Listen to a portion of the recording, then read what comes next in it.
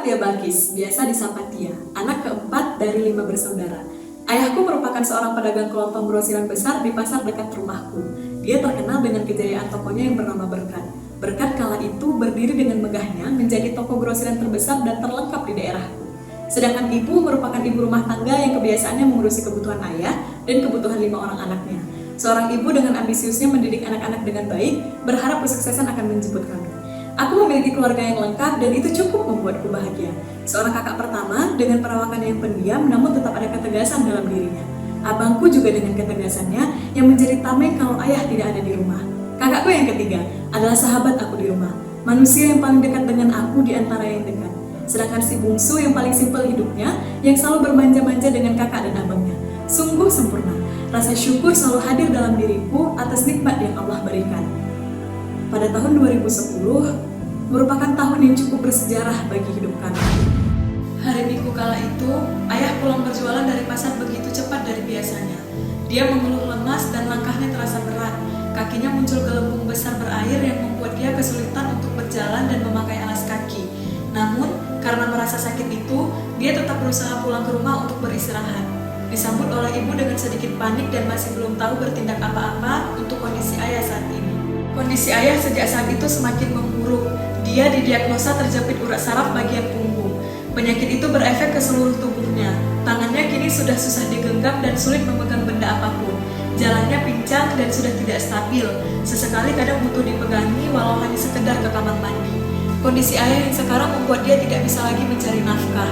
Laki-laki gagah yang dulu bekerja keras, kini harus berdiam diri di rumah karena sudah tidak mampu lagi bekerja. Aku tahu, rasa sedih menyelimuti ayah saat kondisinya berubah drastis. Sejak ayah sakit, kondisi rumah menjadi berbeda. Keuangan kami semakin menipis karena harus dipakai untuk pengobatan ayah, namun saat itu kami berlima masih aktif bersekolah. Masa-masa yang membutuhkan biaya banyak, namun harus menempuh ujian yang Allah sanggupi kepada kami. Waktu itu aku masih duduk di bangku sekolah dasar. Kelengkapan sekolahku menjadi sulit dipenuhi karena ayah kini sudah tidak memiliki uang lagi. Aku bersekolah dengan seragam bekas kakak ketigaku.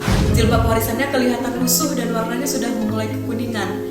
Guruku selalu mengingatkan aku untuk menyuruh ibu mengganti jilbab itu dengan jilbab yang baru, karena memang sudah tidak layak lagi untuk dipakai.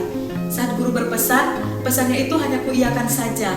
Tidak tega rasanya bilang kepada ibu untuk membelikan jilbab baru karena beras satu bambu pun kini terasa berat untuk dibeli.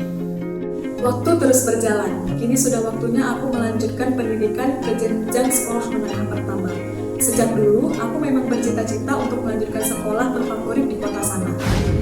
Akhirnya aku bisa bersekolah di SMP Negeri 5 Kota Luk Semawe, sekolah yang cukup besar dan pastinya diisi oleh anak-anak kota yang aku sendiri belum terbiasa dengan gaya hidupnya. Di sekolah itu, aku masuk kelas unggulan dan harus membayar biaya les 75.000 per bulan. Ibu memutar otak memikirkan dari mana harus mendapatkan biaya sekolahku itu. Saat sekolah sudah berjalan 1 semester, aku mulai berjualan bakso goreng buatan ibuku di kelas. Hitung-hitung cukup untuk jajanku sehari-hari dan menutupi uang bulanan sekolah. Bukan hanya bakso goreng, ibu juga membuatkan donat, risol, dan nasi goreng untuk kujuali kepada teman-temanku di kelas. Antusias teman-teman saat itu sangat besar. Mereka selalu menghabisi daganganku setiap harinya.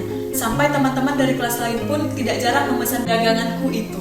Berkat berjualan di sekolah, semua biaya yang harus dikeluarkan untuk pendidikan aku dan adikku terasa sedikit ringan untuk ibu. Aku pun menjalani proses pendidikan dengan mudah. Alhamdulillahnya, aku tetap meraih peringkat pertama di kelas. Saat naik kelas 8 pun, aku meraih predikat juara umum di sekolah. Saat duduk di bangku kelas 8, aku tetap melakukan aktivitas berjualanku. Namun kini, dagangan yang kubawa sedikit lebih banyak daripada biasanya. Sampailah hari Jumat kala itu, seusai kami melaksanakan wirid Yasin bersama di halaman sekolah, teman-teman merasa lapar dan langsung menyerbu daganganku.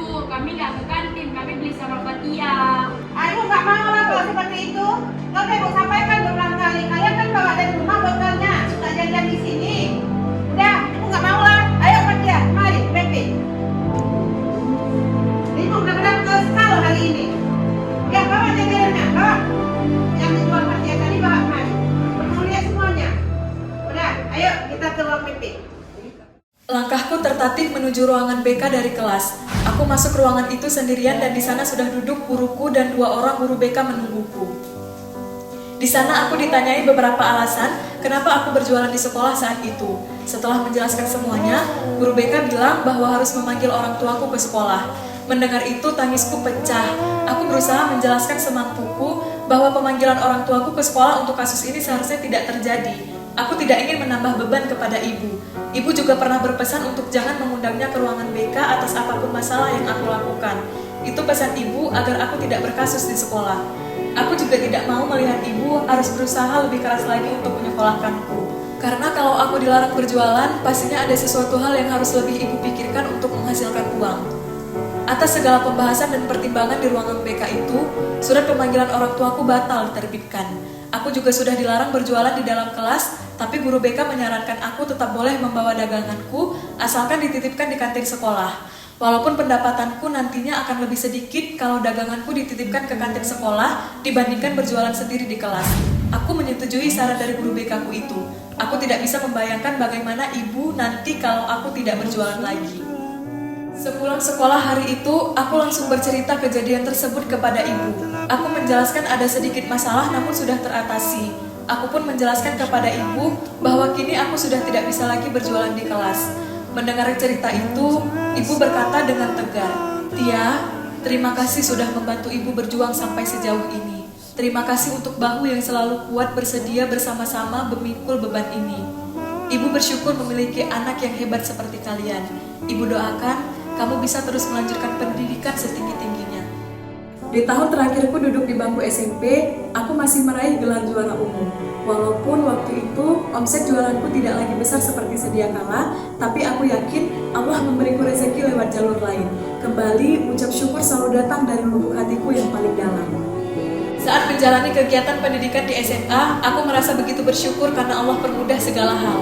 Aku dipertemukan dengan teman-teman surga yang baik dan selalu ada untukku. Aku dipertemukan dengan guru-guru hebat yang selalu peduli kepada siswanya. Aku merasa dikaruniakan lingkungan positif yang bisa membuat aku terus berkembang. Hal tersebut pun aku manfaatkan untuk terus berprestasi. Alhamdulillah saat duduk di bangku SMA, aku tetap meraih peringkat pertama di kelas setiap tahunnya. Saat lulus sekolah, aku mendaftar melalui jalur SBMPTN. Aku memilih Universitas Maliku Saleh di jurusan akuntansi dan aku dikaruniakan kelulusan di universitas dan jurusan itu. Berkat rahmat Allah pun, aku lulus beasiswa Kartu Indonesia Pintar atau KIPKA. Hal yang sangat membantu aku bisa melanjutkan pendidikan ke jenjang Selata 1. Kembali, rasa syukur tak pernah lupa aku ucapkan. Sungguh, langkah dan karunia yang luar biasa. Kini, aku sedang menjalani pendidikan di Universitas Maliku Saleh. Segala daya dan upaya aku lakukan untuk terus aktif di bidang akademik dan non-akademik. Aku merasa ada hal yang memang harus aku pikul, dan aku tanggung jawabi atas karunia yang Allah berikan. Langit yang sedari tadi hitam, kini berubah membiru kala aku usai melaksanakan salat subuh. Ibadah 2 rakaat yang aku jalani kali ini sungguh terasa begitu dalam dari ibadah-ibadah sebelumnya. Tetesan air mata membasahi sajadah dalam setiap sujudku di fajar itu. Bahwa kini, aku telah menyadari sesuatu hal yang datang kepadaku selama ini adalah hal yang luar biasa. Setiap rintangan yang aku jalani bukan hanya sekedar ujian, tapi ini adalah keberkahan sebagai landasan menaikkan derajatku. Di balik kegigihan ini, tidak pernah aku melupakan impian dan mimpiku. Jalanku belum usai, tempuhku belum jauh, sakitku belum begitu terasa. Ada langkah yang harus terus aku susuri untuk meraih kesuksesan versiku. Ada hal yang harus terus aku perjuangkan untuk melihat senyum itu benar-benar terpancar dengan binar kebahagiaan. Ada doa yang panjang masih harus terus aku lanjutkan. Terima kasih untuk diri yang telah tegar mencicipi kenikmatan hidup ini, yang telah bersedia tidak mengeluh atas kekurangan dalam hidup, tidak pernah menganggap sesuatu menjadi ujian, tidak lain dan tidak bukan, semua ini adalah hal yang patut disyukuri. Mustahil Allah mengantarkan kamu sampai ke titik ini